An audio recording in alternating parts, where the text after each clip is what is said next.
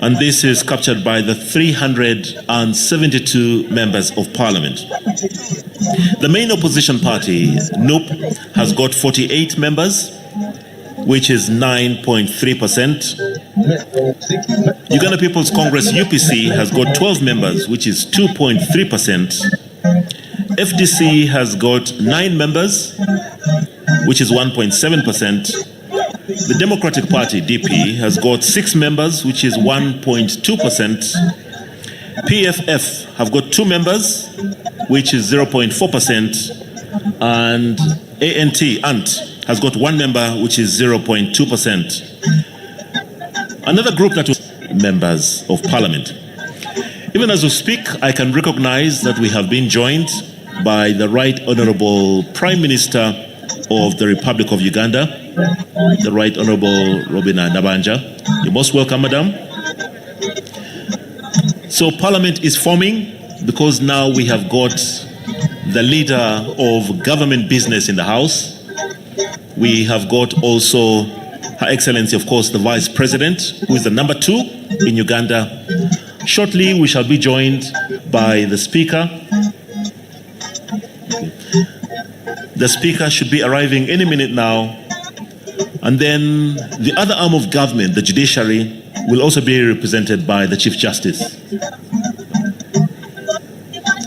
I'm sure you can see now that we have been joined by the Right Honorable Speaker of Parliament. He has just come in and he's being received by the Right Honorable Deputy Speaker, the Clerk to Parliament, and other senior officials of the Parliament of Uganda.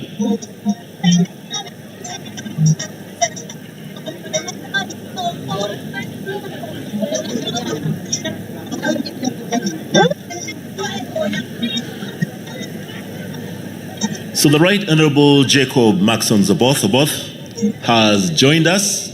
So on the parliamentary side, I'm happy to inform you that we are fully constituted. We have got members of parliament, we have got the leadership of parliament, and now we eagerly anticipate the arrival of the other arm, the judiciary, to be represented by the Chief Justice, and thereafter we shall be waiting for His Excellency the President, the leader of the executive. Today is another of those days when the 3 arms of government come together, and this is for the official opening of the first session of Parliament. Every term of Parliament has got 5 sessions, which translates into 5 years. So today is the official opening of the first session. However, this is going to be the 3rd sitting of the 12th Parliament of the Republic of Uganda. Now, once His Excellency arrives, he shall, of course, go through the street guard. The street guard is already positioned by the Uganda Police Force, and we have got a band that are ready to play the fanfare that you'll only hear at the start of a parliamentary session.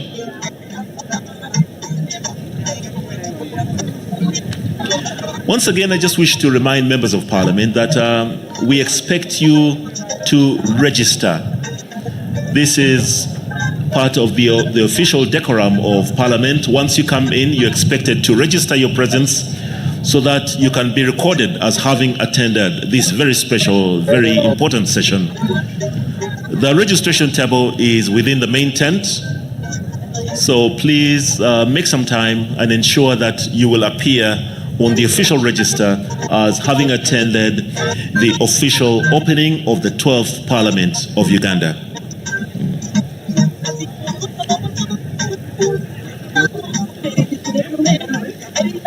I'll now invite one of our bands, either the police band or the prisons band, to give us some very light entertainment as we prepare for the arrival of some of our other guests. Thank you very much.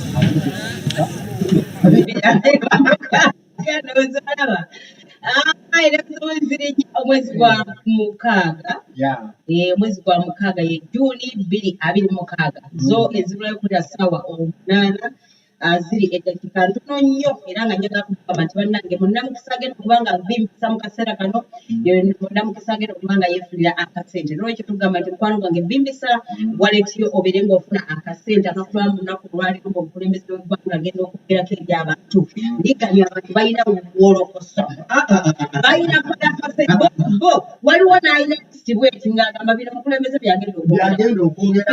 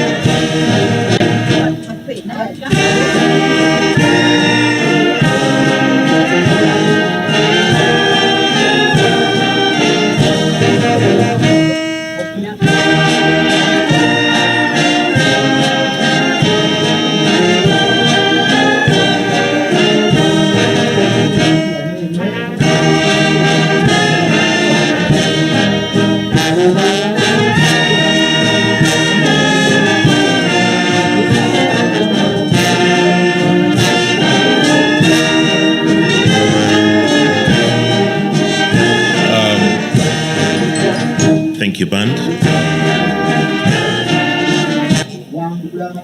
I'm sure you can all see that we have now been joined by His Lordship, the Chief Justice, and he's about to receive the roll of drums.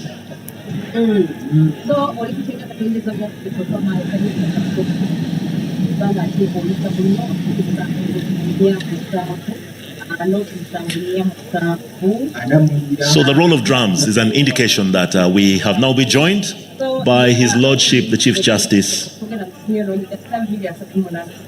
His Lordship, Dr. Flavian Zeja. He is being received by parliamentary officials and he will be guided to the tent where he will join the Speaker and the Deputy Speaker. And this is now an indication that the only guest that we're now waiting for is His Excellency the President, because now we have got representation by the judiciary, we have got Parliament that is properly formed, and now we wait for the head of the executive, His Excellency the President, to allow or to enable the three arms of government come together for the official opening of the 12th Parliament of the Republic of Uganda. Wherever you are, I'm sure in a traditional style, you can give a warm welcome to His Lordship, the Chief Justice.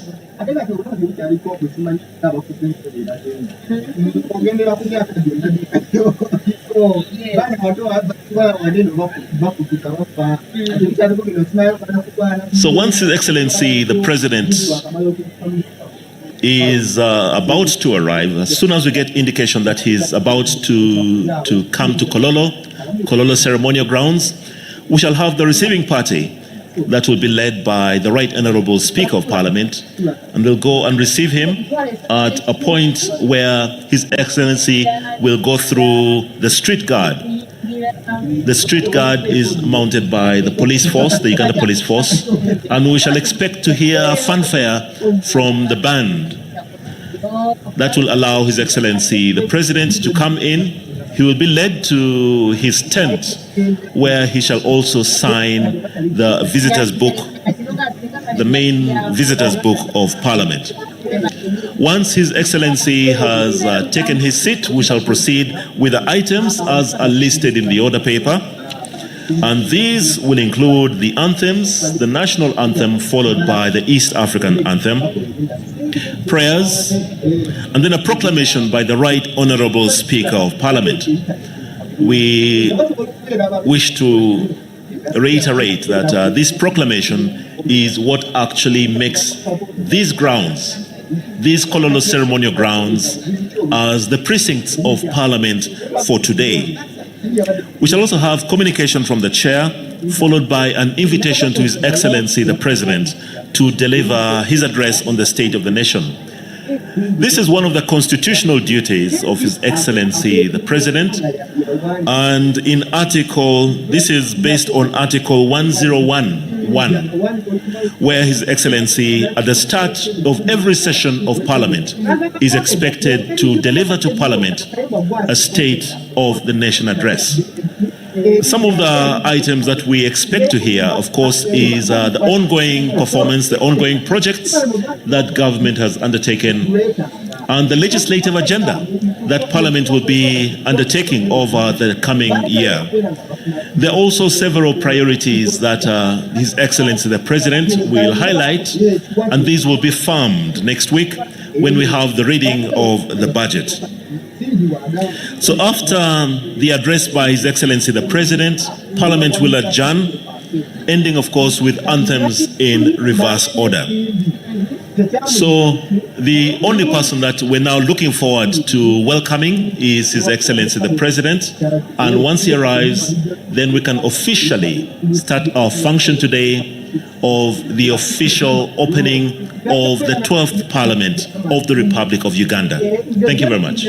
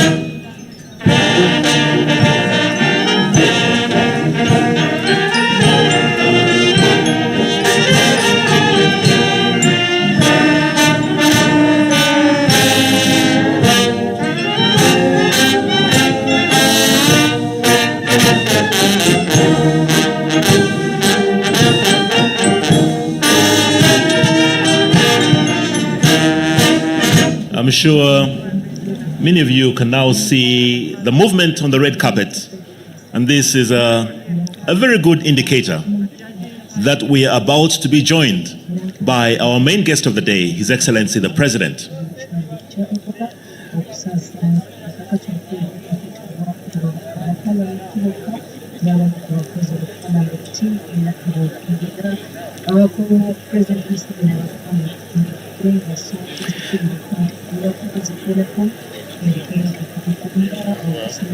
Thank you.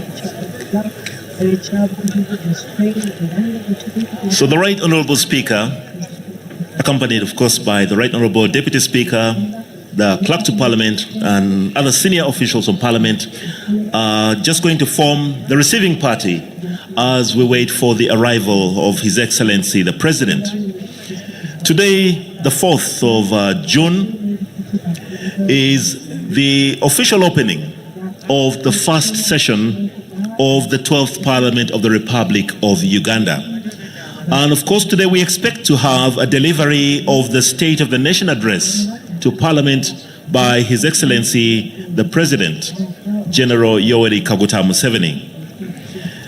While this is the official opening of Parliament, it is also the third sitting. The first sitting took place on the 25th of May when we had the election of the Speaker and the Deputy Speaker.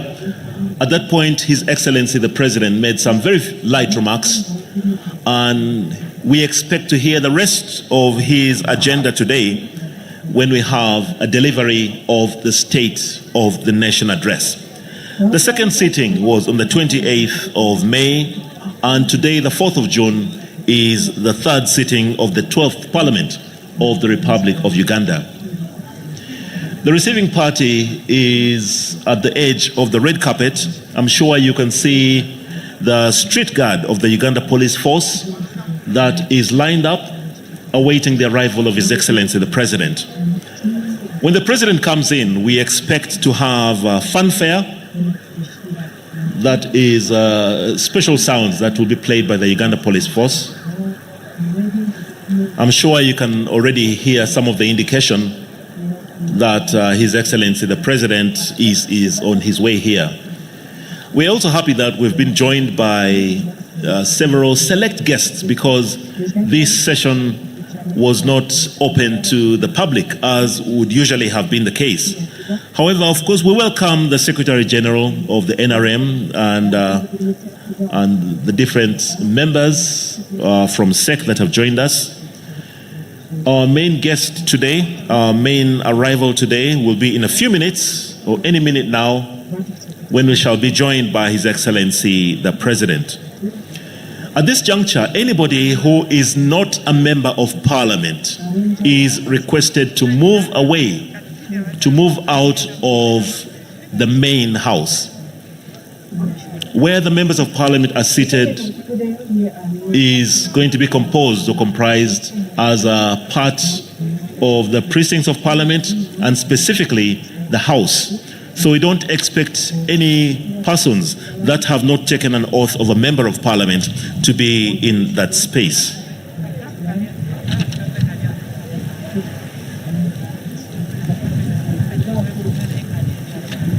The indications are quite rife now. I'm sure you can see the lead cars of His Excellency the President that have now made their way into Kololo ceremonial grounds that in a few moments will be declared as the precincts of the Parliament of Uganda. His Excellency will walk through the street guard mounted by the Uganda Police Force, and with a playing of fanfare, and be officially received by the leadership of Parliament, led by the Right Honourable Speaker of Parliament, the Honourable Jacob Maxon Zoboth, the Deputy Speaker, Right Honourable Thomas Tayebwa, the Clerk to Parliament, the Honourable Adolf Musige, senior officials from Parliament, and he will be led to his tent where he's expected to sign the visitor's book, and thereafter the procession of the Speaker will start, at which point we shall follow the order paper. In the order paper, we shall start with anthems, the Uganda anthem followed by the East African anthem, thereafter prayers and communication from the chair. We expect that there will be a proclamation by the Right Honourable Speaker, and that will declare these grounds where we are today in Kololo as the precincts of Parliament. This is what allows Parliament to sit here officially and allows His Excellency the President to deliver his address to Parliament. Of course, the President's address is very much a part of the Constitution. Every year at the start of Parliament, he's expected to deliver his State of the Nation address, and this is under Article 1011 of the Constitution. So the motorcade of His Excellency the President is now making its way to the reception point, and the guard has formed and is waiting for His Excellency to walk through the street guard with fanfare. So we shall just allow you to enjoy that moment.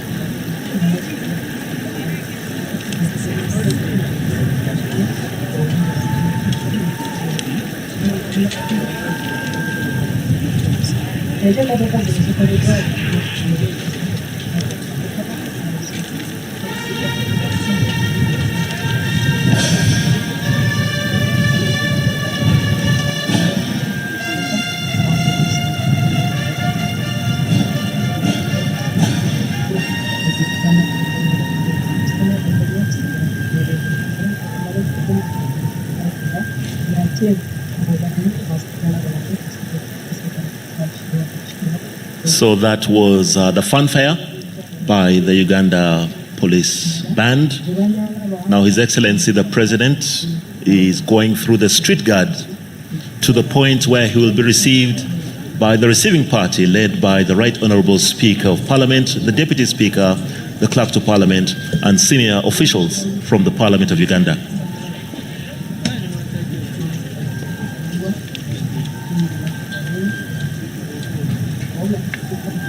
Could we receive His Excellency the President?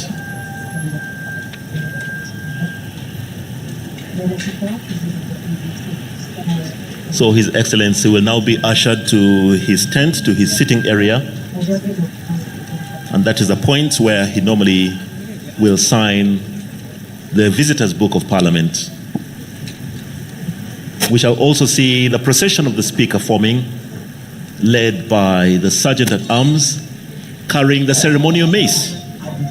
I'm sure many of you will remember that the mace was handed over to the Speaker. This is a symbol of the authority of Parliament, the authority of the Speaker of Parliament.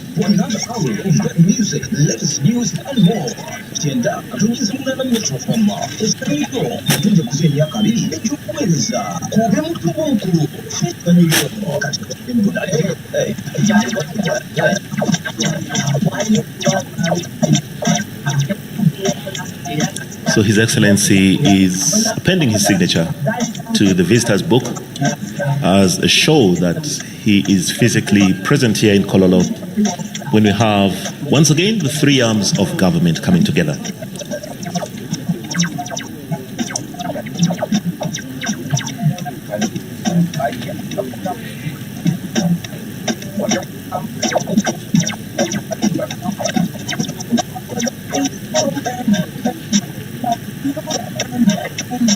So shortly, the procession of the Speaker will be formed, led of course by the Sergeant at Arms carrying the mace of Parliament. And then we shall go into the formal agenda for the day, which is the order paper. We shall ask that you all remain standing until we have heard the playing of the anthems, the national anthem, followed by the East African anthem, and then prayers. And thereafter, once you have taken your seats, we shall have a proclamation by the Right Honourable Speaker declaring these grounds as Parliament for purposes of our meeting today and making it legal for Parliament to receive an address by His Excellency the President on the state of the nation, as is stated in the Constitution of the Republic of Uganda, Article 1011, that mandates His Excellency the President to address Parliament every year. So the procession of the Speaker will now form, and we shall communicate to you once Parliament has ended. Thank you very much.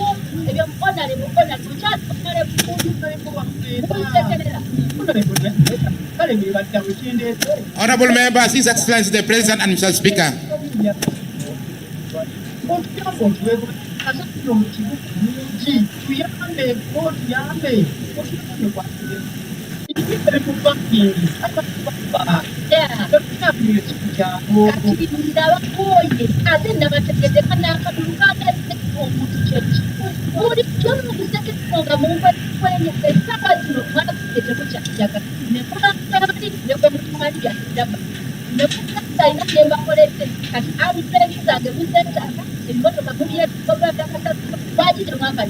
The anthems.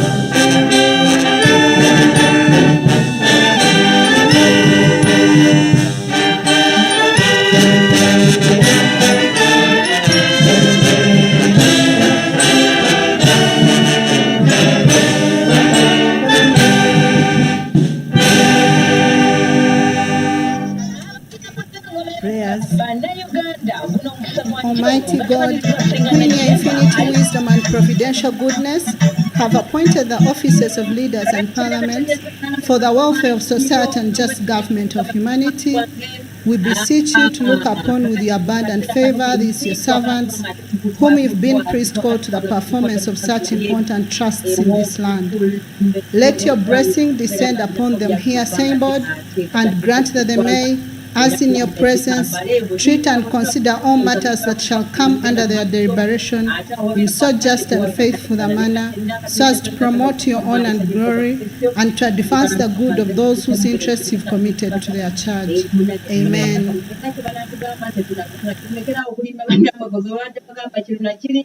Beera ku TV owuliriza, beera ku radio obeere ate owuliriza bulungi nnyo olabe ekigenda mu maaso. Fenna katonyeze Parliament of Commerce. Proclamation by the Right Honourable Speaker of Parliament.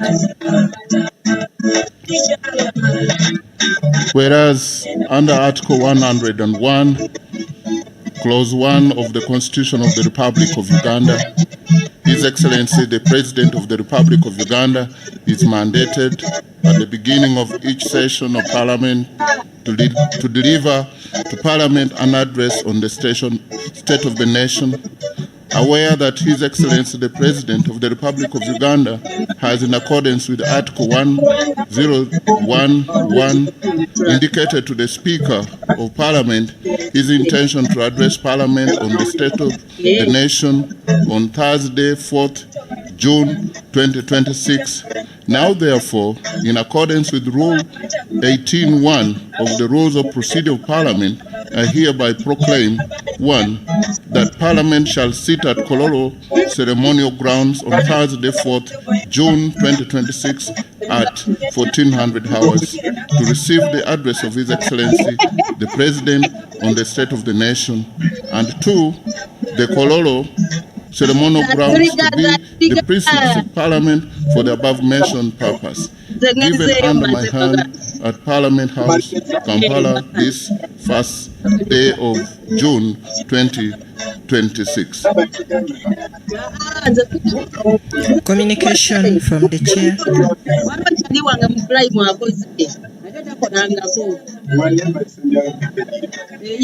Your Excellency, the President of the Republic of Uganda, General Yoweri Kaguta Museveni, Her Excellency, the Vice President, Major Retired Alupo Jessica Ipal, His Lordship, the Honorable Chief Justice, Dr. Flavian Seja, the Right Honorable Deputy Speaker of Parliament, Thomas Tayebwa, the Right Honorable Prime Minister and Leader of Government Business in Parliament, Robin Nabanja, the Right Honorable Leader of the Opposition in Parliament, Joel Senyonyi, Cabinet Ministers and Ministers of State, Honorable Members of Parliament, of Uganda, ladies and gentlemen, I welcome you all to this official state opening of the first session of the 12th Parliament of Uganda, during which we will receive the President's address on the State of the Nation.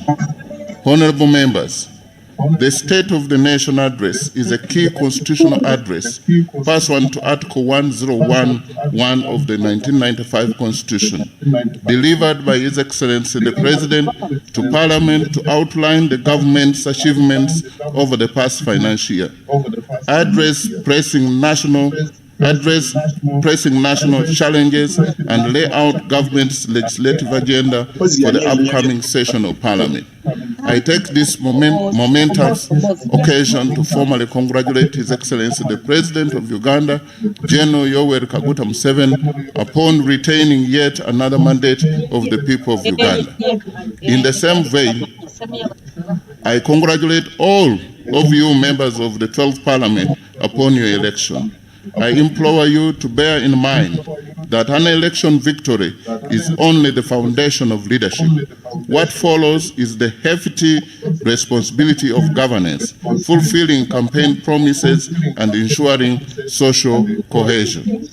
Your Excellency, on behalf of the 12th Parliament and on my own behalf, we affirm our solid commitment to the realization of the government's tenfold growth strategy, our national economic blueprint designed to expand the country's GDP from roughly $50 billion to $500 billion by 2040. Honorable members, the State of the Nation address, which we eagerly await this afternoon, is particularly historic. It will be the first of 5 annual addresses of its kind by His Excellency the President. That will mark the start of each of the 5 sessions of the tenure of this Parliament.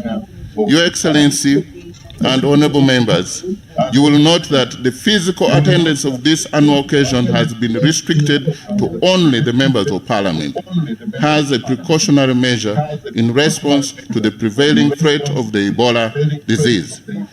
Parliament recognizes and appreciates government's swift response in ensuring public health and safety whenever such situation arises. And I want to thank you for your kind attention. Invitation by the Right Honourable Speaker to His Excellency the President to deliver to Parliament an address on the State of the Nation. Your Excellency the President, Article 1011 of the 1995 Constitution grants you the mandate to deliver to Parliament and to the nation at the beginning of each session of Parliament your address on the state of the nation. The House is greatly honored by your presence this afternoon. Honorable members, as we welcome His Excellency the President, I draw your attention to and urge you to abide by Rule 10 of the Rules of Procedure, which provides in sub-rule 4A that the President, while occupying the chair of state, may make a presidential statement which shall be heard in silence and not followed by any comment or question. I now take my maiden and singular honor and privilege to invite you, Your Excellency, to address the nation. Your Excellency, you are most welcome.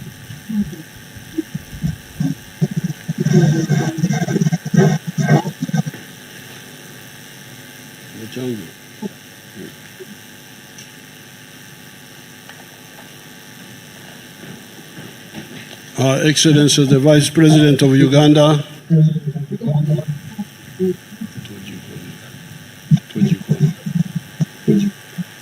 Excellency, the Vice President of Uganda, the Right Honourable Speaker of Parliament, and all the other leaders and fellow Ugandans. I'm again very happy to address you on this occasion of the State of the Nation address for the year 2026. First of all, I thank and congratulate all the Ugandans for having participated in the series of elections ever since the 15th of January 2026, and for massively supporting the NRM. Thank you so much, Ugandans.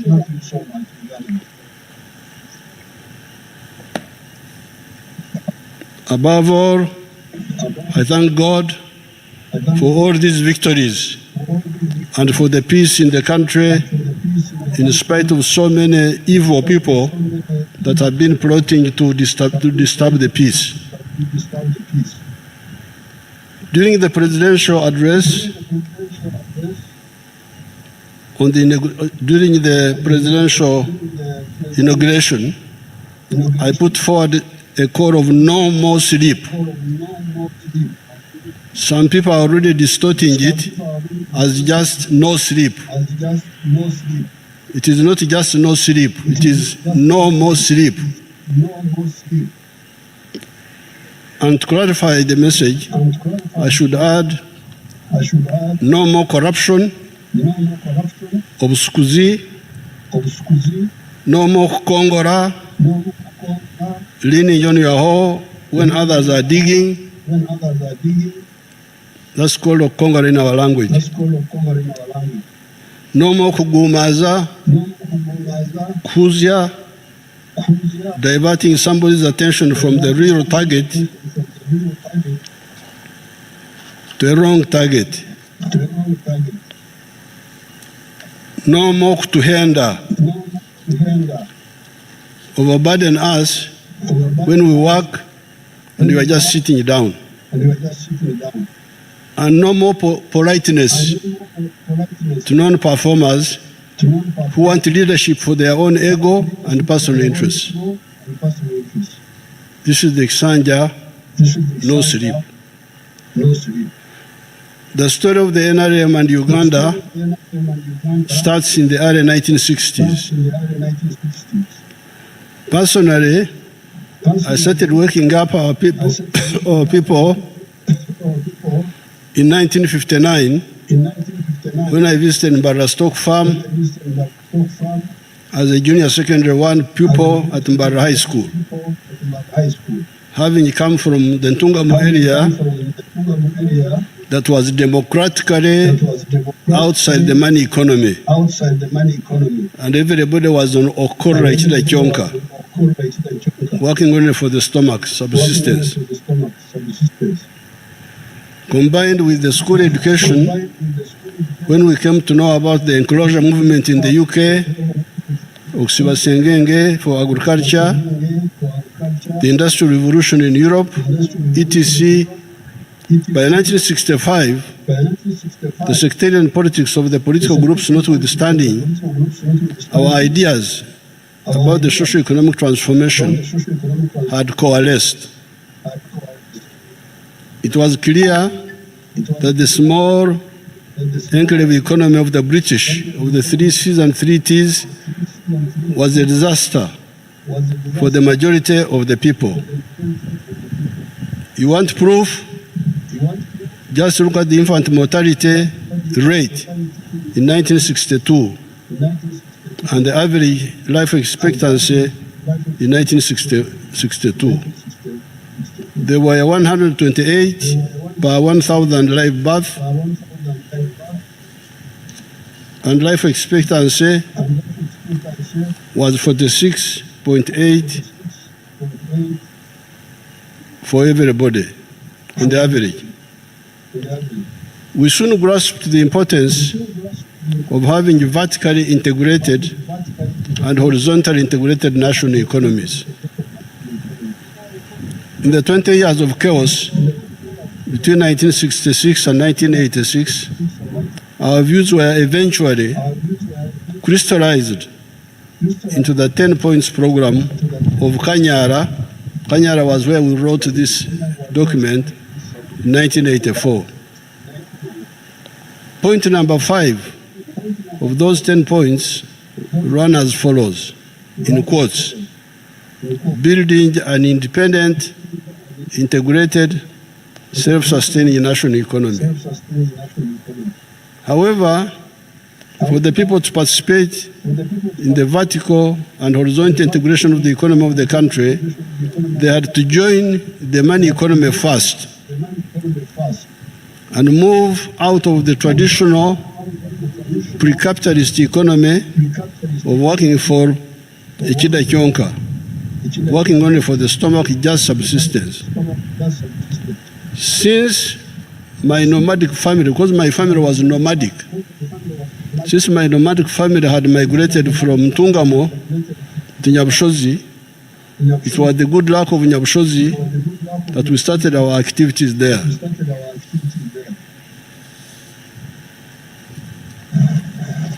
These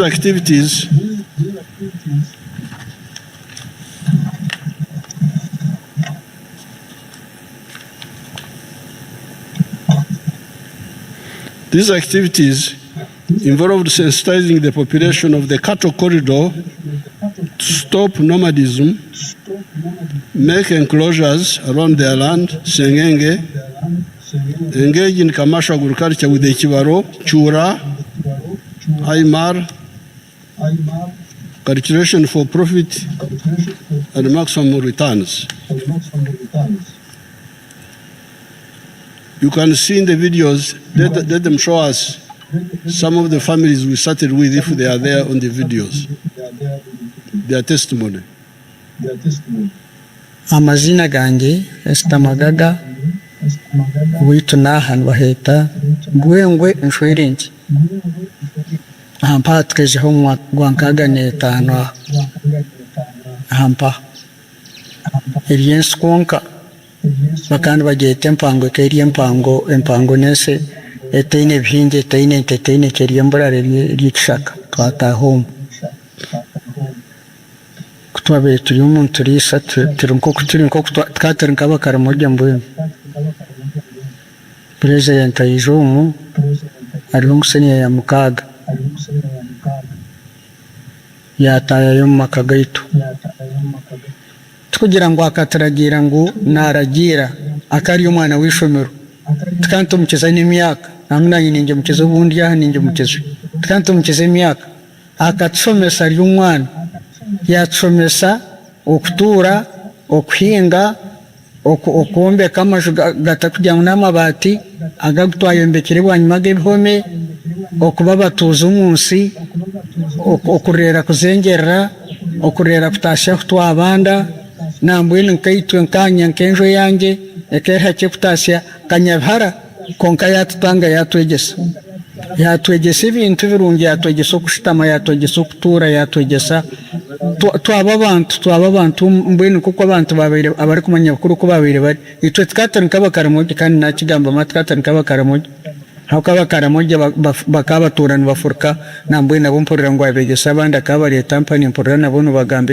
urime w'abantu nuyati kizaha no kuturkushoku no kutuyimkono no ataina kakwate nango no kuba umuntu nakwenkantu mukizemya kitwe twetkantu mukizemya kahari hata nango nimukira n'ubundi yamba hati kuyahirize kutwegese ibintu ibyo kutwayega kutwayombeka amajuge bihome kutwaba abatuze kutwarera kufurka kutwahinga yagira umukishaka yayongeraho cya kabiri yayongeraho twatunga envungu yayongeraho ubwenge bwo kugemura ntukama ritabishatu buri izuba aritemwe negura shingirwa yenda kurukubazamu buri izuba ni mtwaro 28 kukubazamu mu kwezi nizo miliyoni 8 n'isente z'ushagamo yayongeraho twayombeka amamarungi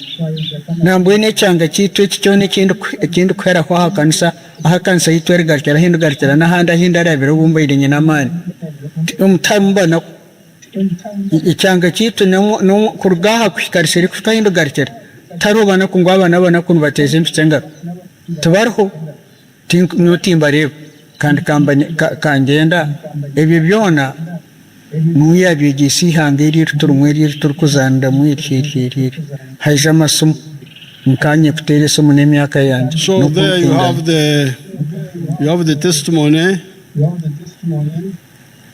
of some of the families we started with in 1966, end of year. That old lady was speaking in Nyankore, and she said that when we came to teach them in 1966, we were students having finished A level, and we told them to stop. She was saying that they were like the Karamojong.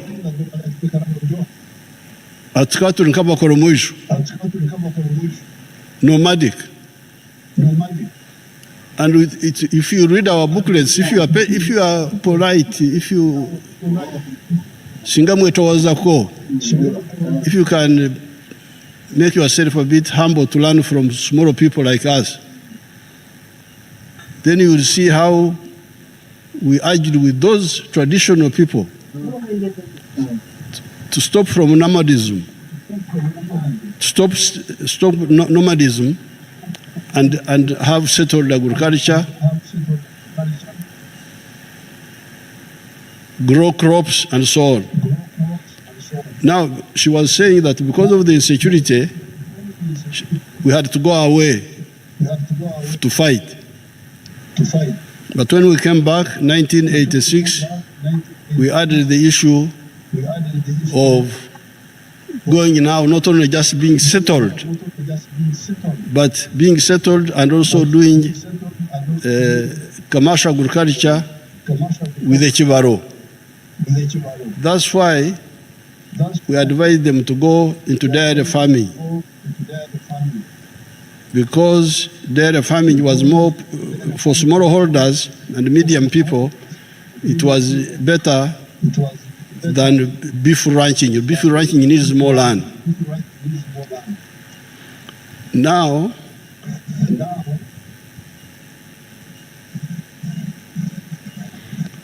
that model, which started in the Nyabushozi area, has spread to the whole cattle corridor south of the Nile. There's a man called Matongo in the Ngoma area. Let's see what he says.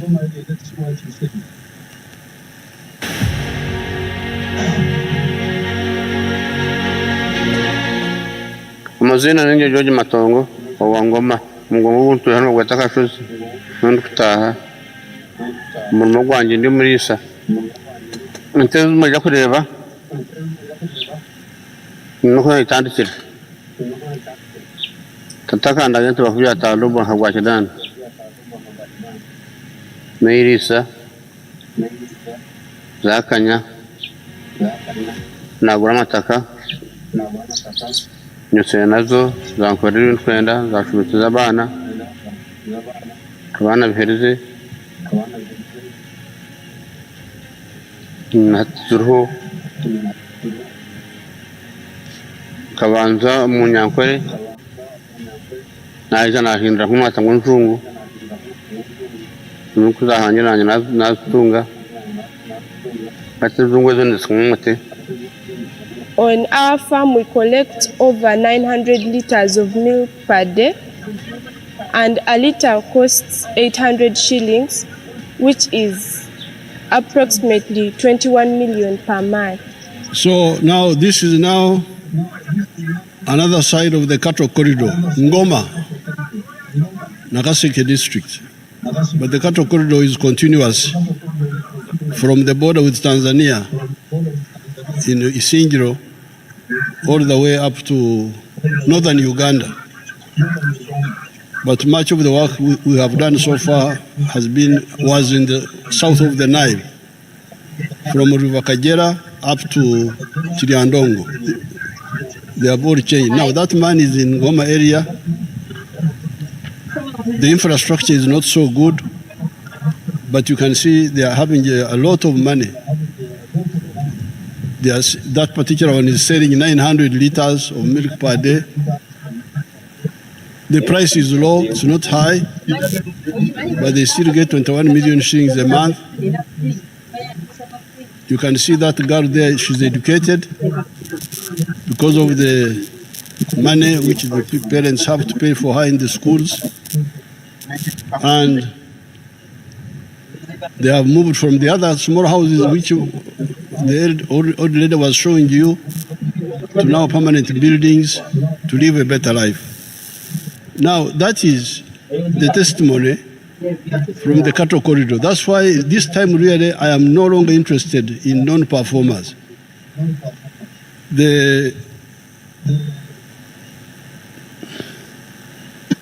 Between 1986 and 1989, we campaigned for prioritizing the enterprise of dairy farming for the small and medium farmers, while the big players could continue with the ranching for beef.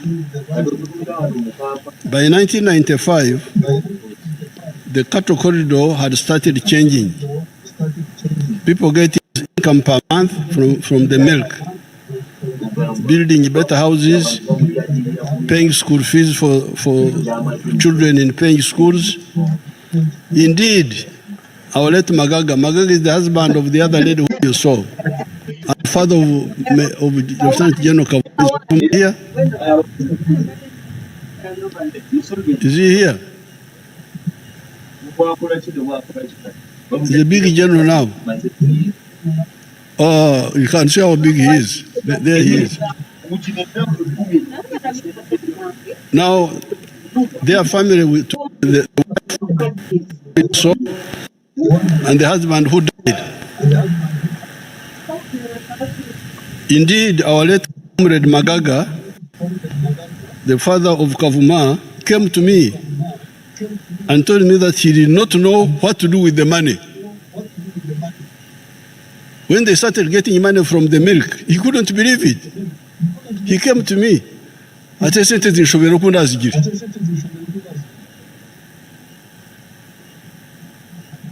You are people really, once you say you are a leader, you are putting a problem on yourself. If you don't become a real leader, God will not like you. I can assure you of this. Either you lead or you stay in your home. Don't try to be a leader when you are not, when you don't care about the people. So Magaga came and said, a citizen should be recognized. Because the milk people are paid every 15 days. They are paid. And this had never happened in Magaga's life. She had never seen it. That a villager is being paid every 15 days, being paid money. Being paid every 15 days. Nka oumushara. That's what he told me. As if I am working in a government office and being paid a salary. That was the tragedy of Uganda at that time. Only the civil colonial servants could get regular income. This change in the cattle corridor by the traditional families of Abatar Soma, because these people had never gone to school. Magaga had never gone to school. His wife had never gone to school.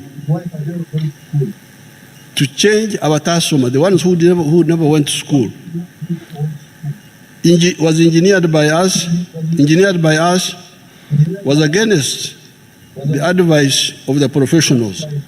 Professionals did not believe we could change these people.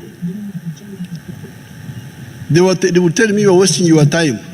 Those Banyankore cannot change.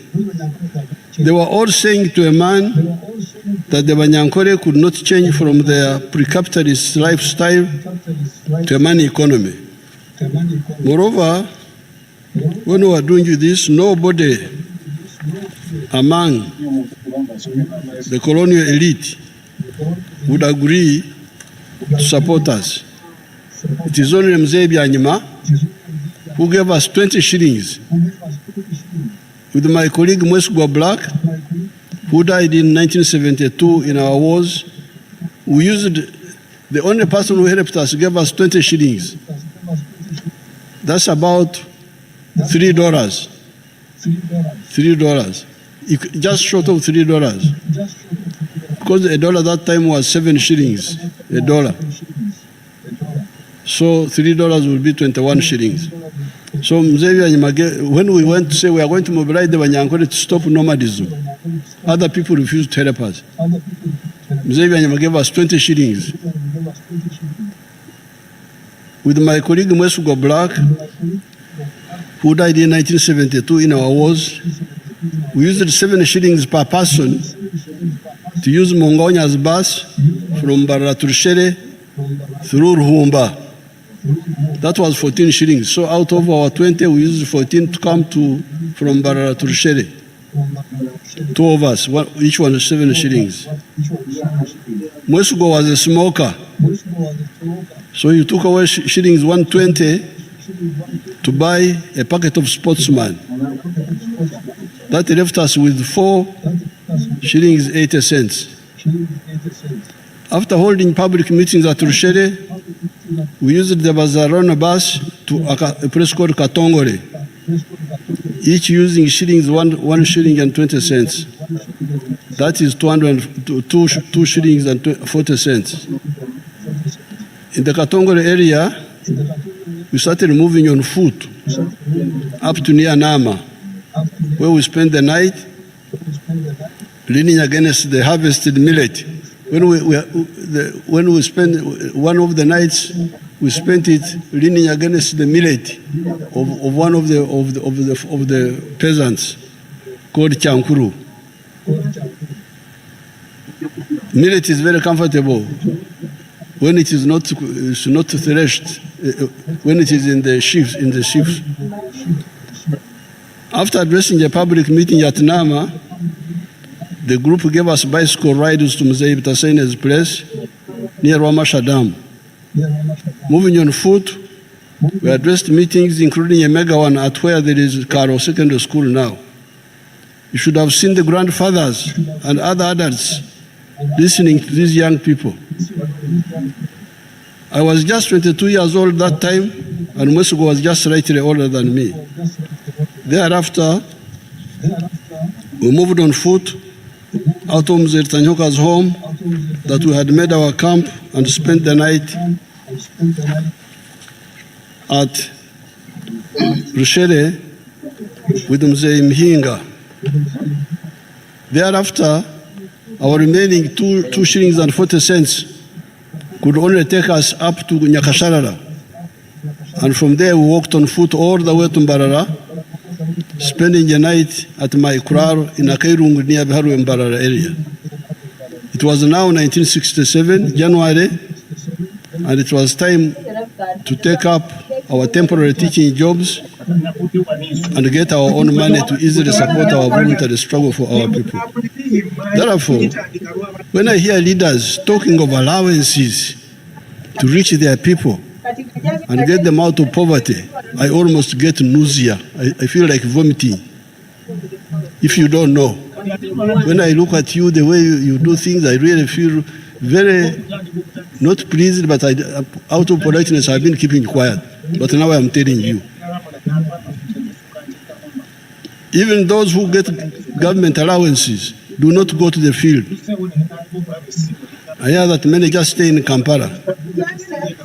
Another mistake is for leaders to give personal money to constituents. As you can see here, we had no money to give to anybody. The only money we had, even when we started getting our own salaries, was for bus transport.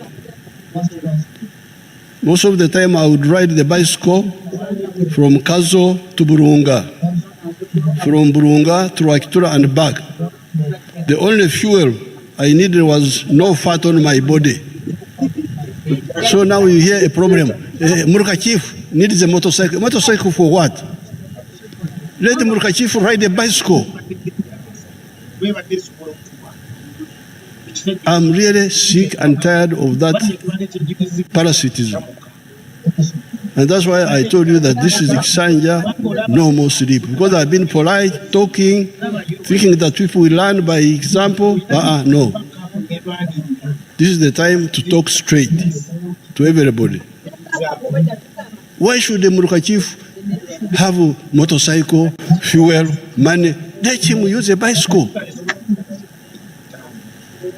It is better for him. He will live longer if he rides the bicycle.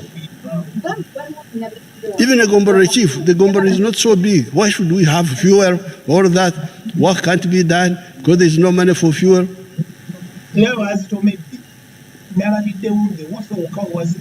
The only fuel I needed was no fat on my body. We would share food and accommodation with our hosts, the population. God has kept me here, and I'm now 82 years old, almost, not exactly, but almost.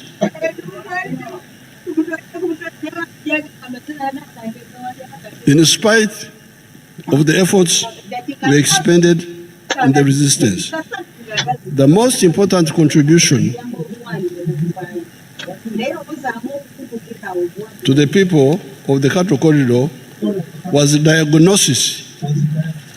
diagnosis of their problems and the prescriptions we offered. Because these people had no money to give them. The only thing we gave them was a correct analysis, diagnosis, and a prescription. They were enough to arouse their enthusiasm and expectations. That was the reason they massively joined the young party we formed in 1980, known as UPM, after the parties were again allowed to exist. No money given to them, but accurate analysis and prescription that was a projected solution. And also reaching them. You can imagine a 22-year-old children calling adults, grandfathers, and they come to these meetings. By 1986, the production of milk in Uganda was 200 million liters per annum. It is now 5.4 billion liters, saving US dollars 1.56 billion of imports and earning US dollars 285 million in export earnings. So this work we did not only help these cattle raising families, but saved Uganda the import bill of $1.56 billion. If we were importing all this milk, Uganda would be spending $1.56 billion. Additionally, Uganda is earning now $285 million in export earnings. Uganda used to import tinned condensed milk from as far away as New Zealand, packed pepper milk from Kenya, butter, cheese, yogurt, powdered milk, etc. from Denmark, etc. Uganda now is a big exporter of all those products. That is our work. The people in the Cattle Corridor need to deepen their work by going away from Oxetura, free range, to growing pasture and indoor feeding of cattle, goats, and sheep. The only people who indirectly helped us in this were the late King Gasionga and some community leaders like Eliazari Bitembe, who had mobilized the Banyankore to come back from where they had been dispersed by the spread of the tsetse flies following the invasion of tsetse flies from Karagwe, Tanzania in 1918 and after. To be saluted in particular is President Eisenhower of the United States, who deployed USAID to spray against the tsetse flies in 1958 using a chemical known as diedrine. When President Clinton visited us in March 1998, I wanted him to visit the Cattle Corridor and see the outcomes of the good the USAID had done. However, his people preferred to take him to Mukono to see pancakes. So I wanted him to go and see this work, but his people said, no, you go to Mukono and see pancakes. So they went to see pancakes. Even me, I went with them.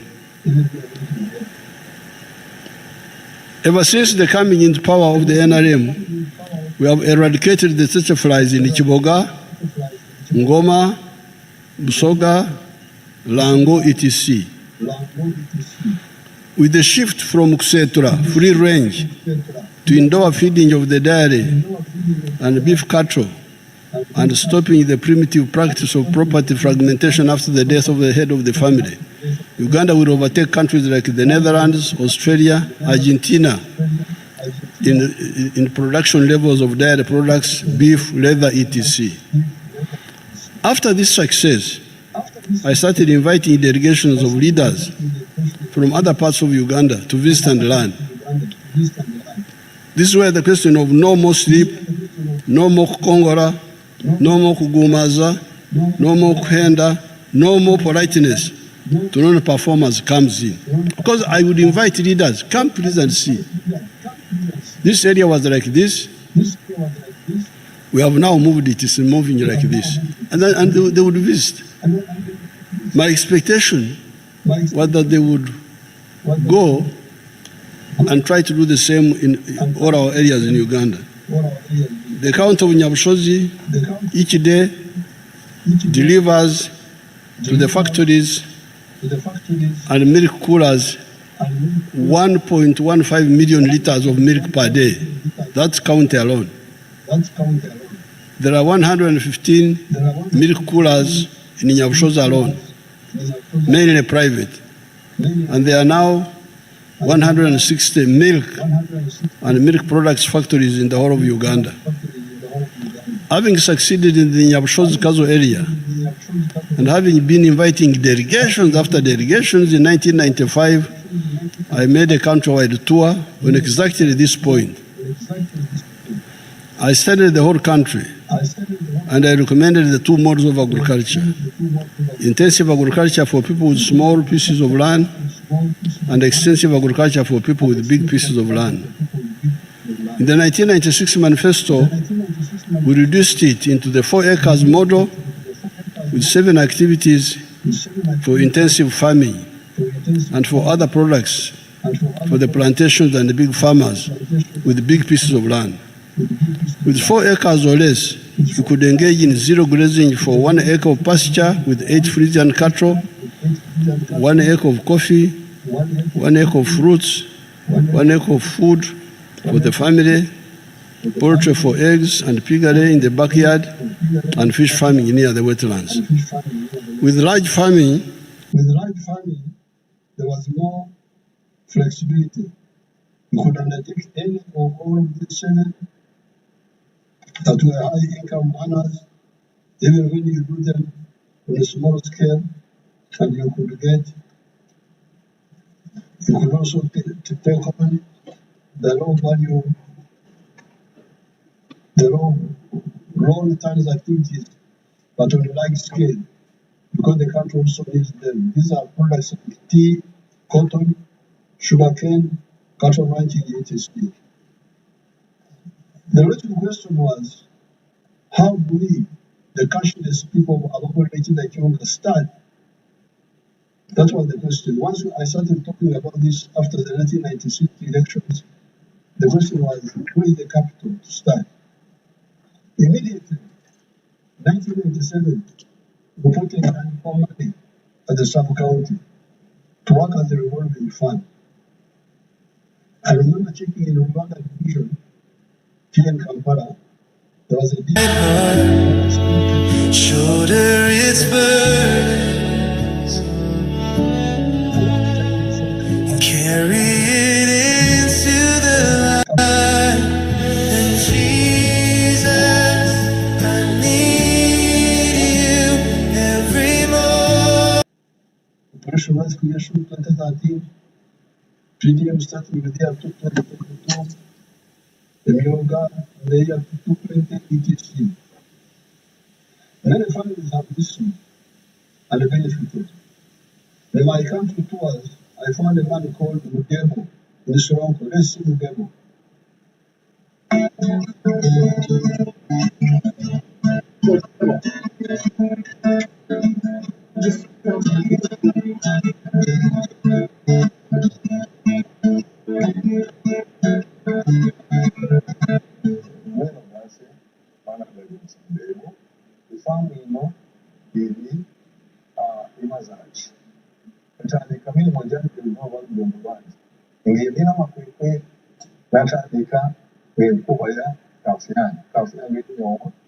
Order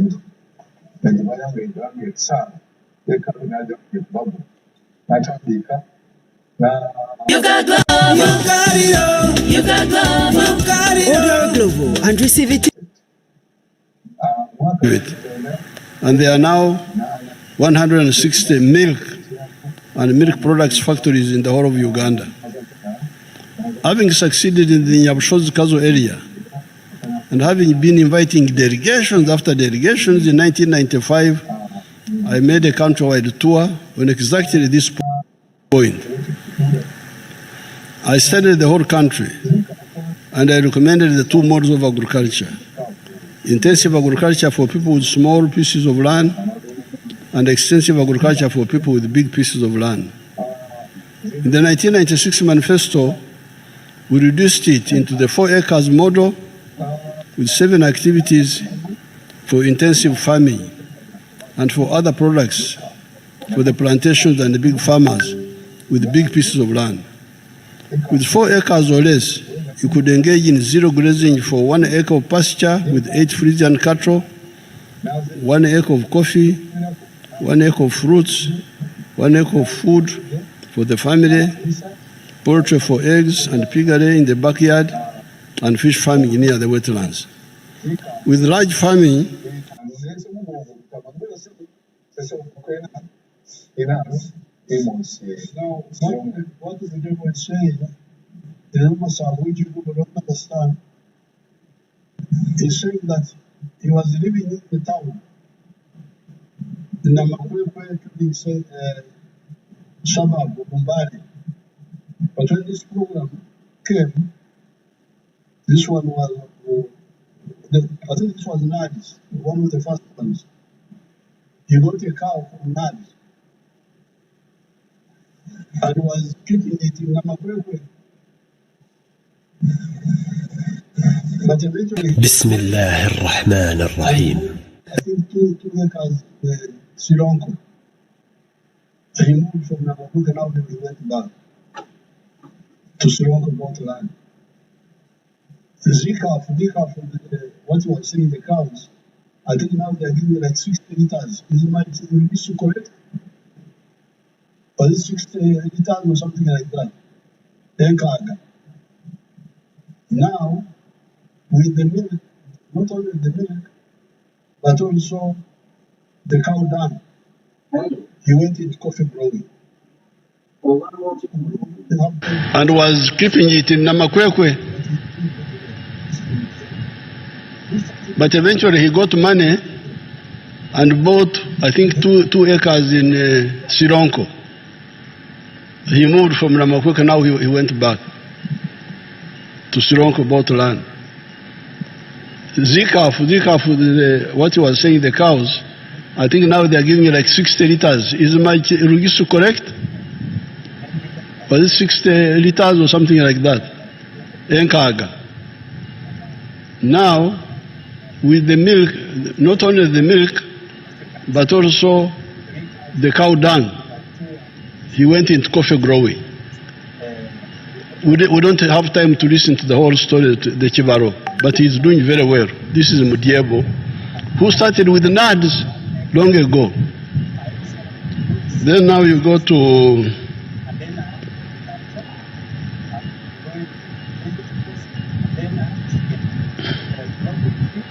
there's somebody called Cherimo or Boko. Let's say Cherimo Boko. Welcome to this village. Is called Ngeny Village, Kapkoro Sub-County, Boko District. I am a farmer. I'm doing dairy.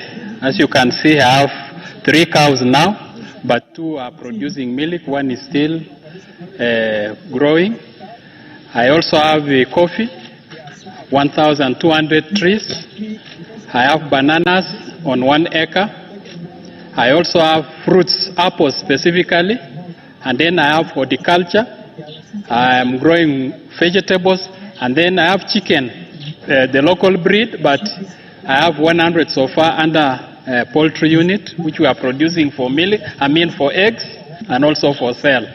We really thank government because when I started this farm, I started doing this farming activity in 2004. I did it using my own resources, but in 2018, government under Operation Whereas Creation, they gave us a cow, and now this cow so far it has sired 3. These ones are 3 years. Because of the congestion here, I've taken them to another annexed farm which I bought. These cows here, it has assisted me so much as a farmer because we are getting milk. As you can see, this one here, this one is Asha. It has produced milk for over 1 year plus. So the milk production has gone down. But so far, we are getting 10 liters a day from this other cow. Then this one is a crossbreed, a local and a crossbreed. We are getting, this one gives us 8 liters. So in total, this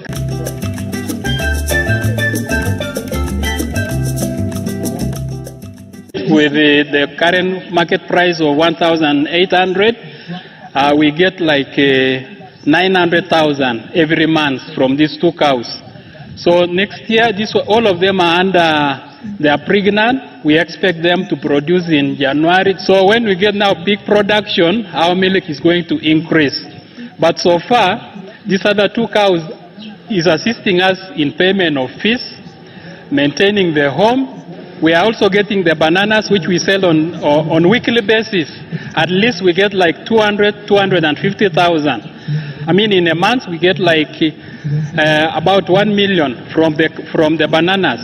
Then the coffee is also doing very well.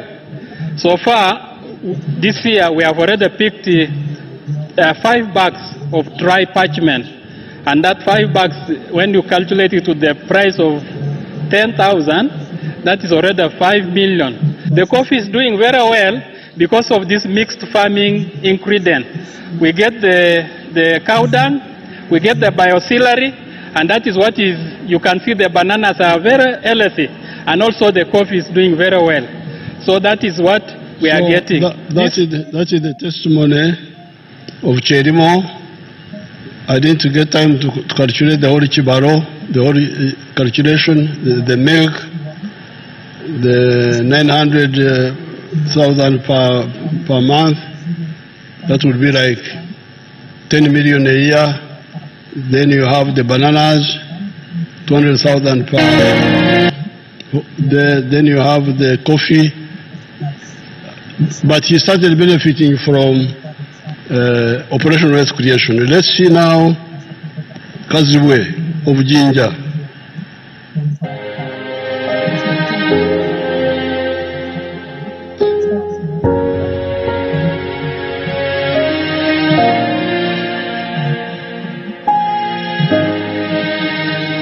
Amanya gange nze Kaziwe Mike, tuli Namazala LC1, Mercedes Up County, Jinja District. Wano tuli Kaziwe Family Mixed Farm ya waka. Farm eno twagitandika mu 2013 nga tutandika n'entemu eyatuweebwa gavumenti nga tuyita mu kitongole ekya NADS. Mu kiseera ekyo gavumenti yali etuwa emitwalo 7 era emitwalo 7 twayongerako emitwalo 35 ne tugula ennyana ku miliyoni 1 n'emitwalo 5. Ente eyo etuzaalidde abaana kati mu kiraalo wano saawa zino wenjogerera waliwo ente 11 naye abaana bezadde abaana ente eyo bezadde n'abazikuluna bonna bazze batuzaalira kale tuzze nga tutunda ku nte ezo okukendeeza ku carrying capacity nga bwe tuli ku faamu kuno tulinako ente ezikamwa saawa eno tukama ente 5 nga tufunamu amata agawera lita 8. Buli lita tugitunda shilingi 1200 lunaku ne tufuna emitwalo 9 mu kakaaga. Omwezi ogumu tufuna miliyoni zaffe 2 emitwalo 88. Kakati bwe tujjako ez'abakozi ne tujjako ezidukanya faamu n'ebiralala ogenda okumaliriza nga tusigazizaawo miliyoni 1 n'ekitundu. Ezo nezikola emirimu emirala mu maka.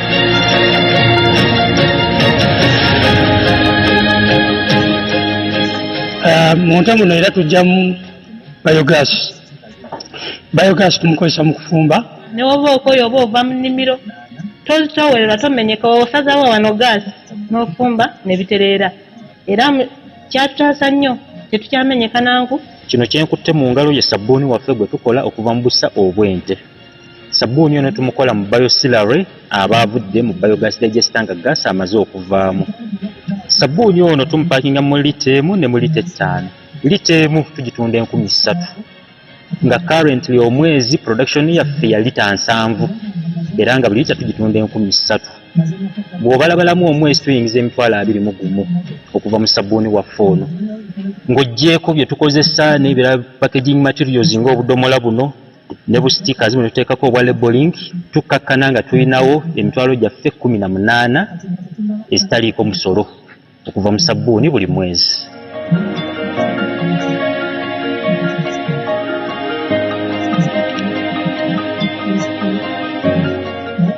Ennimiro eno tugiyita COVID garden. Bwe twali mu lockdown nga buli muntu ali waka, eno yali ssamba ya bikajjo. Ne tusalawo ne tugamba ebikajjo tubigyewo tuzimbewo koko. Olwo nga mmaze okugendako ewa mukwano gwange, mmaze n'okuwulira pulezidenti bw'asomesa 4 acre model. Wano tulinawo ebikolo bya koko 1,800. Buli eka bagiteekamu ebikolo 450. Kati nga tetunnaba kutandika kulya koko, twali amatooke kuba buli kikolo kya koko bw'okiraba kwaliko ekitooke. Muzeeyi agamba 4 acre model tuli ku principle ye kituufu, naye ffe tubala bikolo, tubala nti ebikolo 450 biri kukola eka. Kati ffe tubala nti wano tulinawo eka emu ey'ebitooke. Kazibwe near Jinja has cows selling 80 liters of milk a day, has coffee, has cocoa, has bananas, as you can see. I think even had pigs, but we don't have time to see all that. Now, all these, some of them, he got them from Operation Wealth Creation when it was giving out some of the seedlings. Then there are other, my favorite from Abim, Karamoja. Let's see that one. Ogira. I am a model farmer in Abim district. My village here is called Arangetai West. Arangetai Parish, Abuk Town Council, Abim district in Karamoja. The mango trees you are seeing here were given to me by the President through Operation Wealth Creation. I received 200 mango seedlings and I planted all, and they are all doing well. Apart from this venture, I got money from PDM last year. I got 880,000. And I used 800,000 for buying 10 goats. And the goats are there. They have multiplied. They are now 16. Part of the money of PDM I used for buying cassava stems. Through that money, I've managed to plant 2 acres of cassava. They are now doing well. The first acre I intend to harvest next year in January. And then for the mangoes, you are seeing, I started harvesting last year in 2023. The first harvest, I got 6 million. That was in June. Then second harvest in November, I got another 6 million. So last year, from these mangoes, I got 12 million shillings. I've been selling to the people around. Actually, Soroti Fruit Factory has booked this mango. They want me to take these mangoes tomorrow, 2025, to the factory. Actually, I've been selling locally. I've been selling 1 at 500 shillings, 2, 1,000. And people are buying. These mangoes are very good. The mangoes trees you are seeing here are giving me money, a lot of money. And I want to thank His Excellency, the President of the Republic of Uganda, Kaguta Museveni, for coming up with the idea of Operation Wealth Creation in the country. This is money. I am not going to suffer. My children will not suffer because of this wealth. I call it wealth now. I always harvest. I don't harvest mango. I harvest money, not mangoes. So I want to thank our president so much. And next year, if all goes well, I expect to get 18 million first harvest. And then second harvest, I also expect to get 18 million. So now there, you have another Magaga in Karamoja. Because you remember Magaga, the father of General Kavuma, told me that he did not know what to do with the money. He said he didn't enter. He said in Shoveire, every 15 days I get money. Now here you have got this man from Abim saying that I'm not going to suffer, my family will not suffer, bye-bye to poverty. He's here speaking in English, and he speaks very clean English. That's why I like that video. With the big farmers and the manufacturers, the government has put a total of Uganda shillings 1,600 billion in the UDB. Because the question was, once we started preaching, stop working for the stomach only, work for the stomach and the pocket. Some of the communities in the cattle corridor, they didn't ask for capital. They moved without capital. They used their own capital. The only thing we gave them was advice. But in the other areas, they didn't have the indigenous, because for them they had indigenous cows, they converted them and they got capital, many of them. But in other areas, it was not so easy. So that's why we started with the Entandikwa and NADS and Operation Wealth Creation and now PDM. But this is for the smaller people. The question is now, how about the big farmers? Want2Go bietet alle Transportarten ganz einfach zu buchen mit dem Handy. Egal ob vom Flughafen zum Hotel oder mit dem Bus zum nächsten Urlaubsort.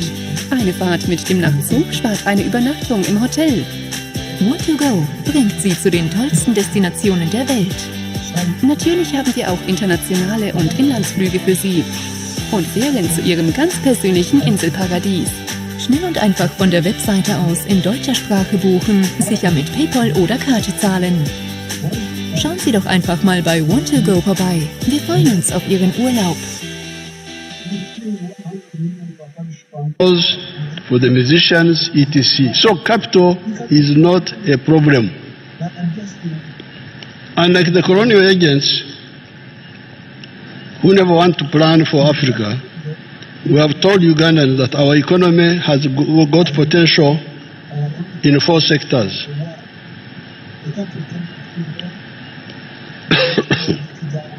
Services, commercial agriculture, manufacturing, and ICT. The President is here. Parliament is here. Once people have woken up from sleep and they want low-cost capital, if the shilling is 100 million per parish per annum or any other fund is not enough, we can increase the money by adjusting from other areas. With the cattle corridor, we did not wait for low-interest capital. As already said, our only contribution to them was the word. In the cattle corridor, the work there was Echigambo, like the one with the Bible. In the beginning, there was the word. The word was God. There we just used the word. In the other areas, we use the word and the capital is there. Small capital for small things, big capital for big things.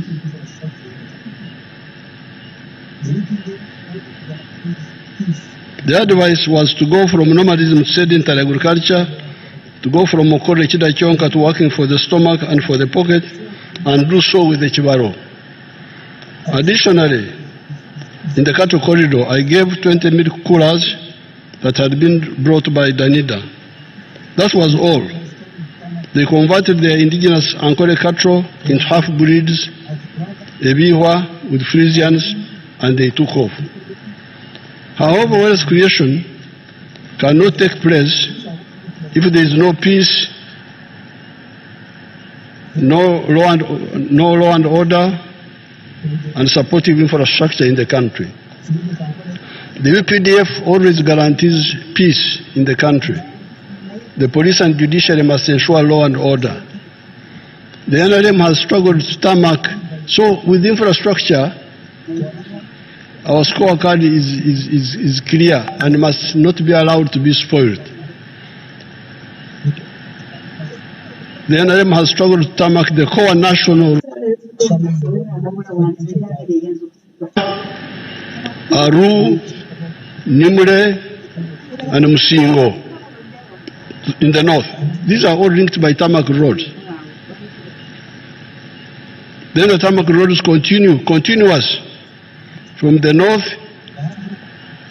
through the Kampala area to Kachitumba, Katuna, Chanaka, and Bunagana in the south.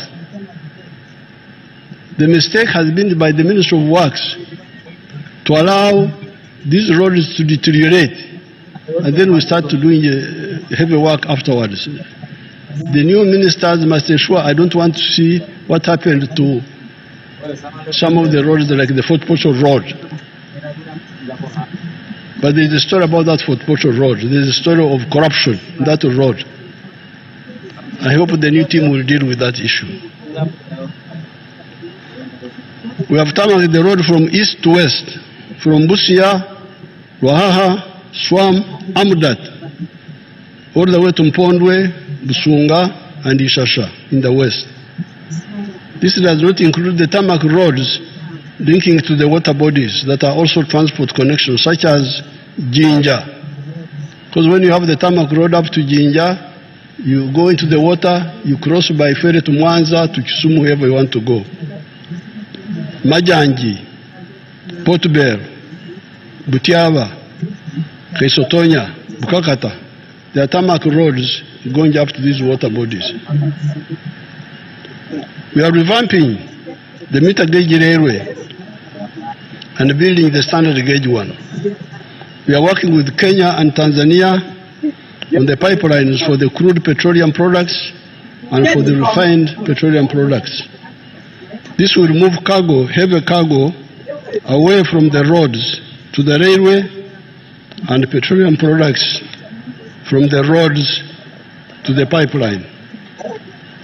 In the coming years, you will no longer see tankers on the road, petrol tankers. They should not be on the road. Petrol should go by pipe. Should not be competing with cars.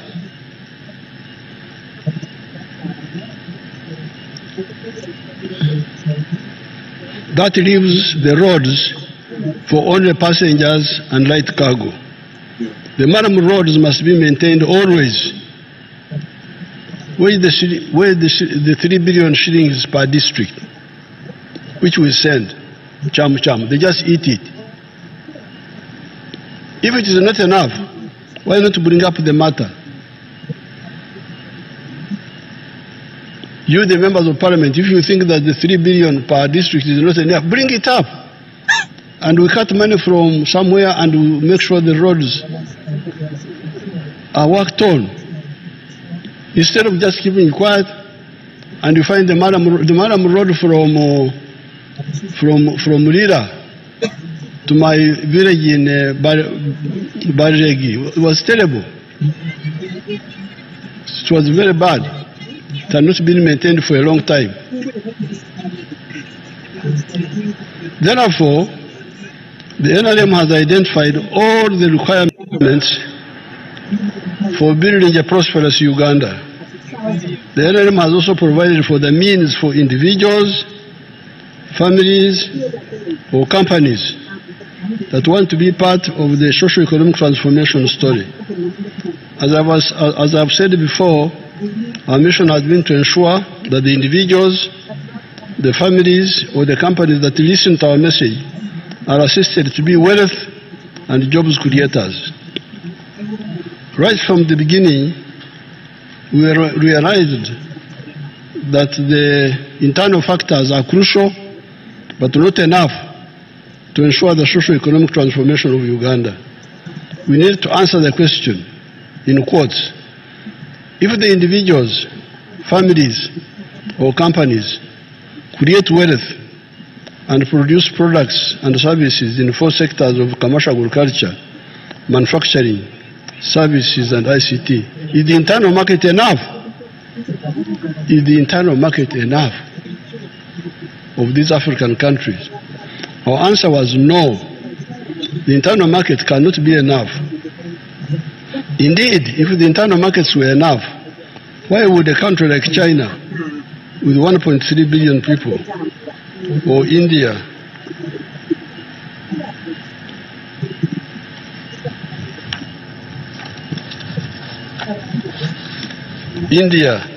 with 1.4 billion people, be looking for external markets? Hence, ever since the 1960s, we have been having a Pan-African agenda on top of the patriotic agenda within Uganda. The Pan-African agenda was aimed at the economic integration of the whole of Africa in a continental market and for the political integration within East Africa, leading to the political federation of East Africa.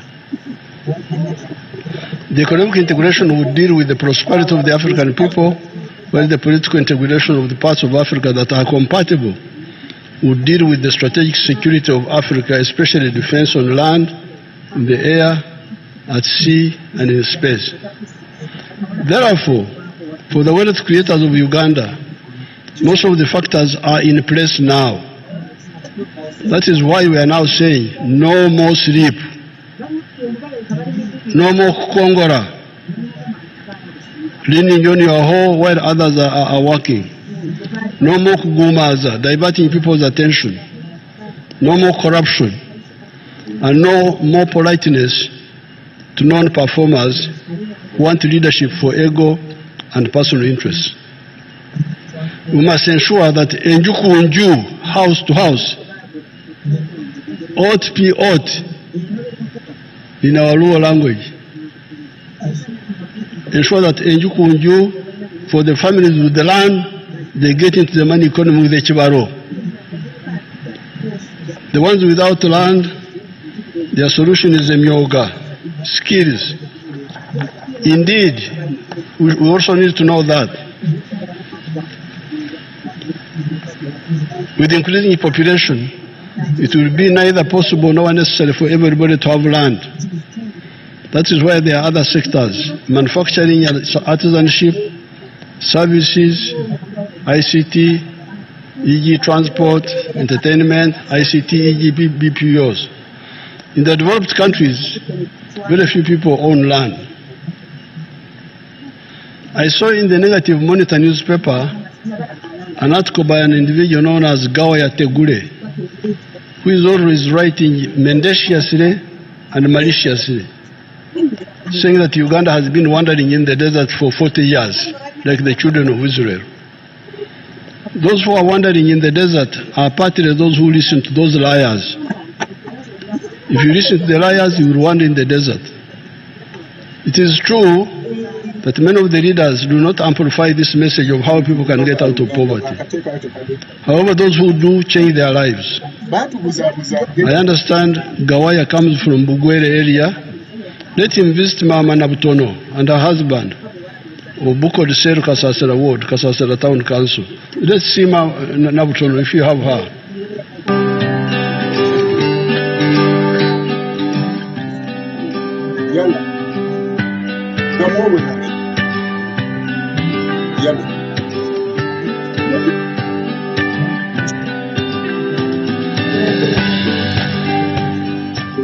Amalina gange ninze Loda Benedict Bakulubanywa nga nzwera mu zone gye beeta Bukoda parish bageta Kasasira ward Kasasira town council Kibuku county Kibuku district tandikira ka project ga isuno mkyala wange Nautono Florence kakulisha embizi mu mwaka 1993 embizi gendwalishanga gino ejja bulijjo local breed tugirisire mpola nenge ndishera atini ya mulembe tugirisha isubi tugirisha ku muwogo na maolu program ya PDM ya izire akati awo baina ba advisor aba external field extension workers nganyo mwamubola yalambulanga aka project ga isekembizi atwangu magezi nte project eno mujongera magezi umaiseyo mufune kembizi ejja mulembe enafunire esente ja Palisi Modern Banka na emtwale 98 nagise nagyongeiro omukapito yange nkaire embizi gide jaloko ningula embizi abirira nigivyala omumbizi ejo eja byaire nintunda baana nikoba nti sinakomanu ningulamu esekoko jona ndikulisya esente gindi ninkozesa efiizi yokubaana. You know, when they are speaking, Rugwele, they speak Runyankore in their own way, but I can follow everything. So they had some local pigs before, but when PDM came, they bought the modern ones. The Rugwele, they speak Runyankore, also mix it with the Nyarwanda. Kuvyara is Nyarwanda or what? No, Nyarwanda is a bit different. So now they have pigs.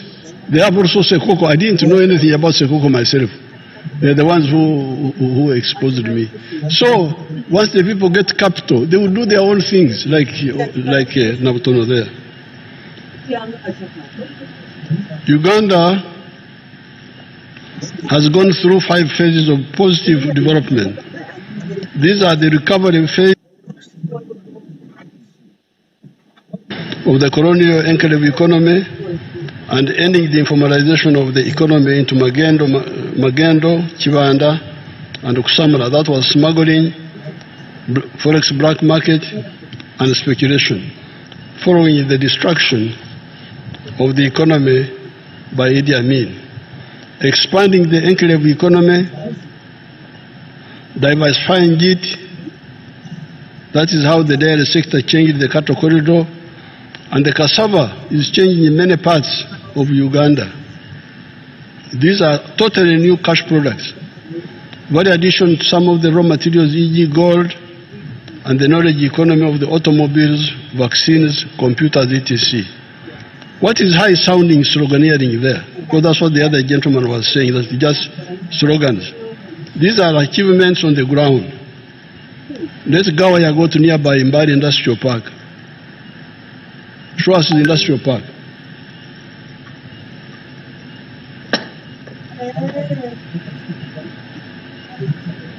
Mbari.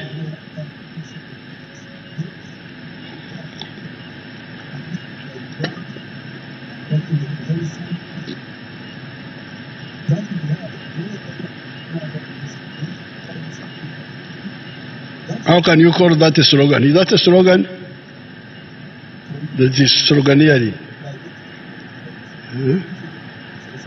I think now they were saying there were like more than 80 factories there, 12,000 workers in that area.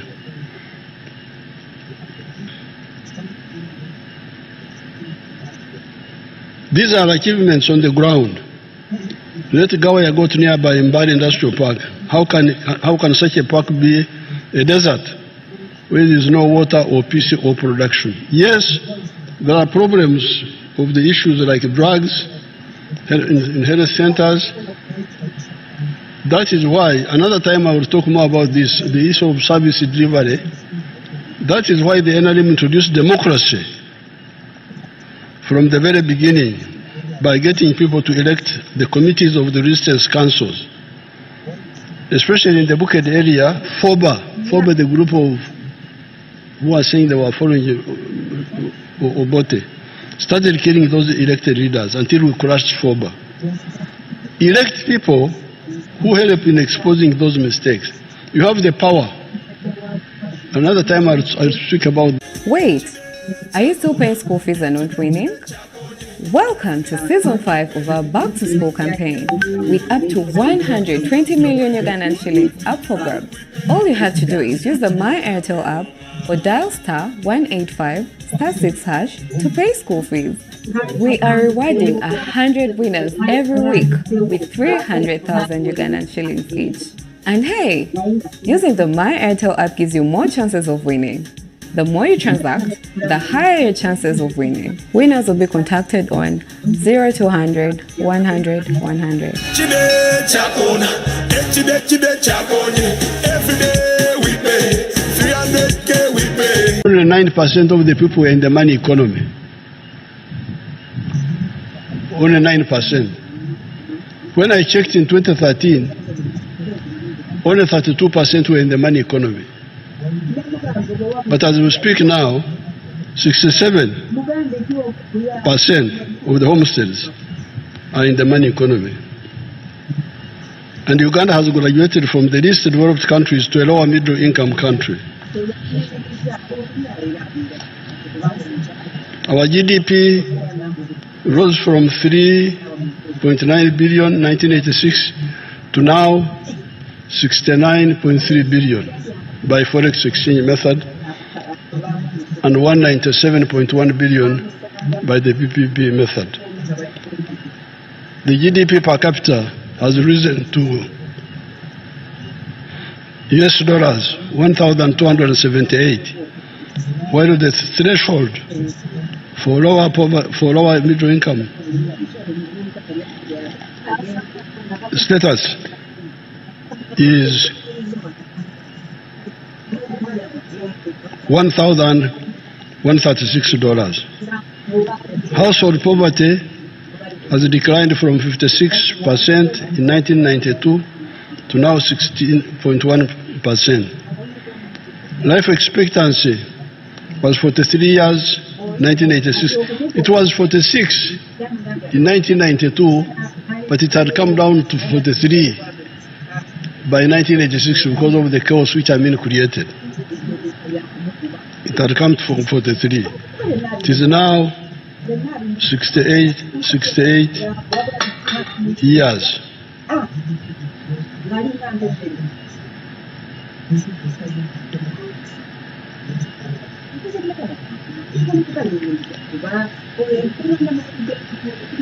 The infant mortality rate was 122 for 1,000 born alive. It is now 36 for 1,000 born alive. In other words, our economy has expanded more than 17 times in the last 40 years of recovery, expansion, diversification, value addition, entering the knowledge economy, and transformation. This year, the economy is projected to grow at 6.4%, and the next year, the GDP will grow by 10%, pushing the size of the economy to US dollars 80 billion. All this is before the start of the flow of our commercial oil. In the last 15 years alone, the country has added 31 new products to the export basket. Uganda now exports manufactured goods, including pharmaceuticals, refined gold, steel, ICT products, ceramics, plastics, the dairy products already talked about, Uganda's exports have reached US$ 18 billion in the 12 months ending in March 2026.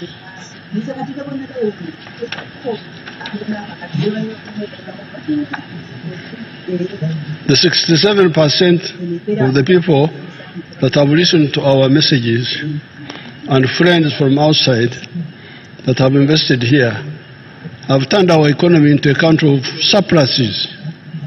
Milk, 5.4 billion liters from 200 million liters in 1986.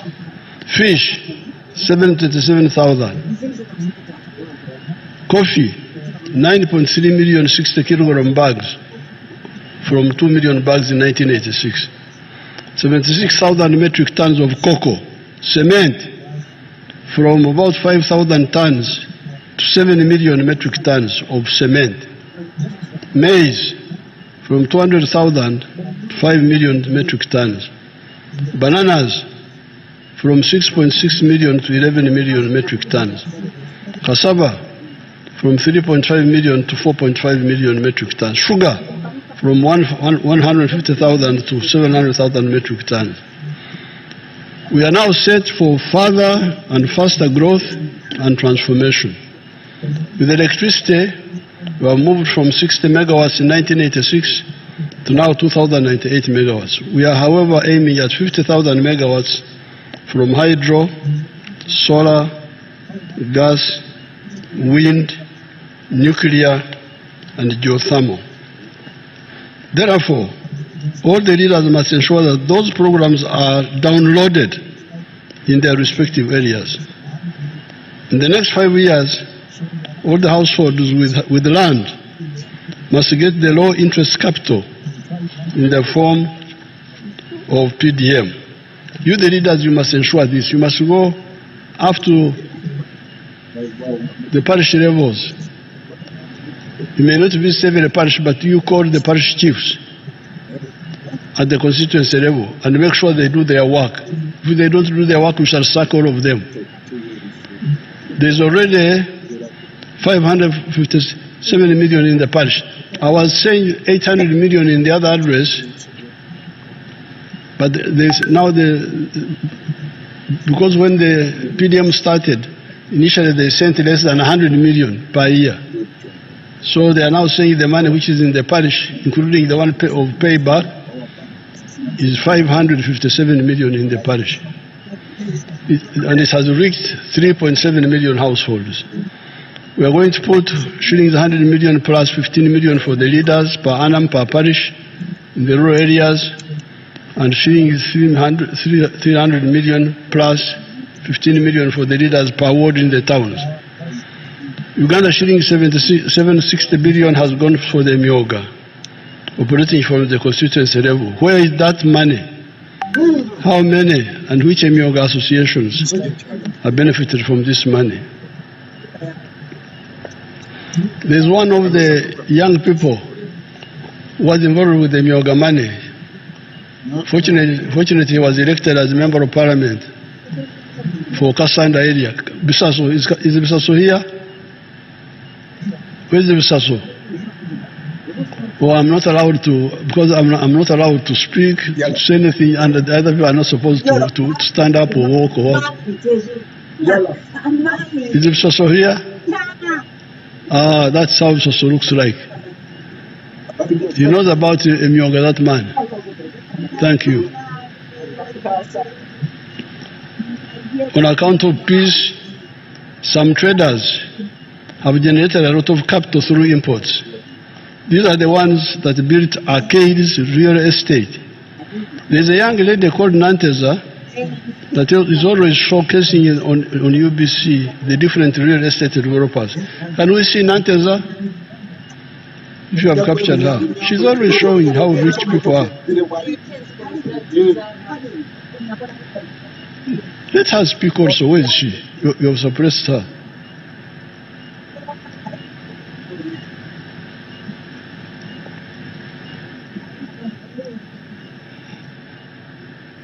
Those are all real estate built by your people.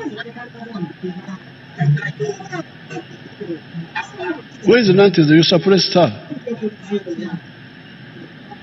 Mnunya Nantes or Nadako. Because I've been watching her show. Every Sunday she's always showing. So, there is poverty in Uganda, but there is also wealth, because those are Ugandans. Those are Ugandans.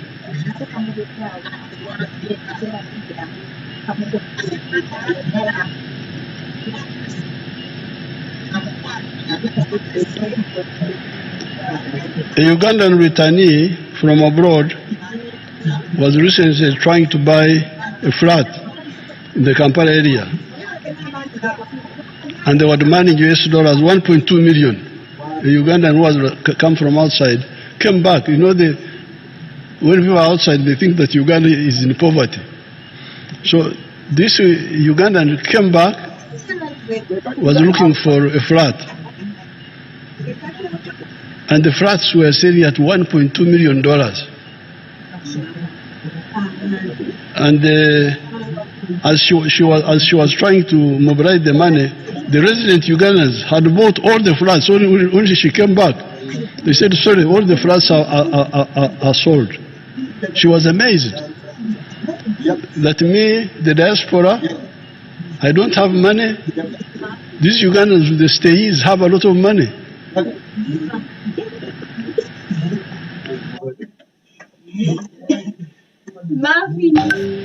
The middle class is coming up. The question is, what sort of middle class are we witnessing coming up? Are they the comprador bourgeoisie that are agents of foreign interests, or importers, commission agents, etc., or are they the national bourgeoisie that build the capacity of the country through being big or small farmers, manufacturers, service providers, and ICT operators? Let us therefore move.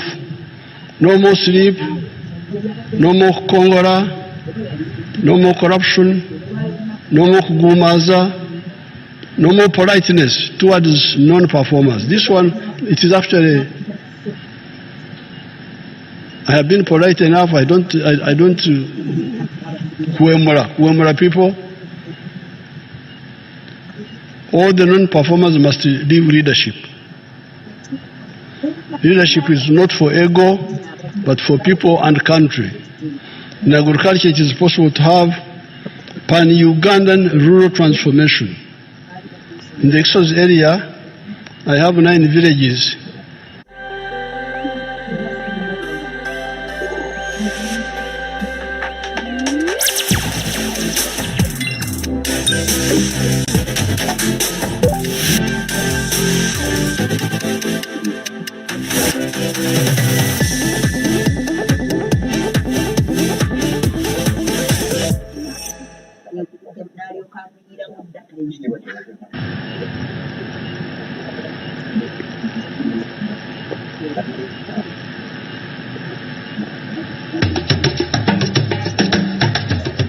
Manya gange Nzerule John ni musajja mulimi nundayo nimanyo kusinga nimanye muhanyi ni makasoli ebitoke natandise n'okulima ennyaanya naye njala kwebaza nnyo President Museveni kubanga yasanga tetumanyi kyakkola. Kusooka nga ettaka lyaffe lyerisinga obulungi wano mu district y'e Gombo naye ettaka lyonna nga mbizi za musiko mwezisula. President bwe yatuweereza abatusomesa ne batuyigiriza engeri gy'osobola okulima emmere bwe twava mu mmere kati abasooka okulabuka ate kakati tuli basajja bagagga. So ekitiibwa kyonna kyonna kiriibwa President Museveni. Okusooka byonna President yampa ebitooke nalima yiika 5 ebitooke ebyo nakuŋŋanya milioni 27 mu bitooke. Endala ezaweerera abaana ze nalya naye sizibala naye buli nafunanga katugeze milioni emu nga nteekako emitwalo nga 3 oba 5 nesevinga milioni 27. Kakati mu season ewedde emwanyi zokka nga nzigyeko ze nateekamu kubanga nze ebiseera ebisinga sibala zentaddemu saagala kuzibala.